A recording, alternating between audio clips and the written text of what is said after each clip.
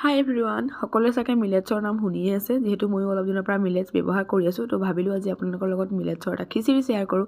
এয়া মগু, মচুৰ আৰু দাইলখিনি লৈ মিলেটছখিনি ভালদৰে ধুই ল'লোঁ। সেইখিনি তাৰপাছতে এইফালে পাচলি লৈ লৈছিলোঁ আৰু কুকাৰতে যিহেতু বনাই আছোঁ, সেইটো কাৰণে কুকাৰত তেল দিলোঁ। তেল গৰম হোৱাত ইয়াতে খিচিৰিৰ যোনটো মষ্ট ইম্পৰ্টেণ্ট ইনগ্ৰিডিয়েণ্ট মানে মেথি, সেইখিনি দিলোঁ। তাৰপাছতে পিঁয়াজ, শুকান জলকীয়া এইখিনি দি ৰঙচুৱাকৈ ভাজি ল'লোঁ। তাৰপাছতে সেয়া দাইলখিনি আৰু মিলেটছখিনি সেয়া দিলোঁ। তাৰপাছতে পাচলিও দিছিলোঁ, যিখিনি নেকি মই ক্লিক কৰিবলৈ পাহৰিলোঁ। আৰু এয়া হালধি, নিমখ নিজৰ সোৱাদ অনুসৰি দিলোঁ। খিচিৰি আৰু চবেই বনাব জানে, কোনেনো নাজানে, সেইটো হয়। কিন্তু মইনো কেনেকৈ বনাইছিলোঁ সেইখিনি শ্বেয়াৰ কৰি আছোঁ। আৰু এয়া পানী দি দিলোঁ। পানী দিয়াৰ পাছতে এয়া তাতে অকণমান সোৱাদটো মানে ভাল হ'বৰ কাৰণে, গোন্ধটো আহিবৰ কাৰণে অকণমান ঘি দিলোঁ।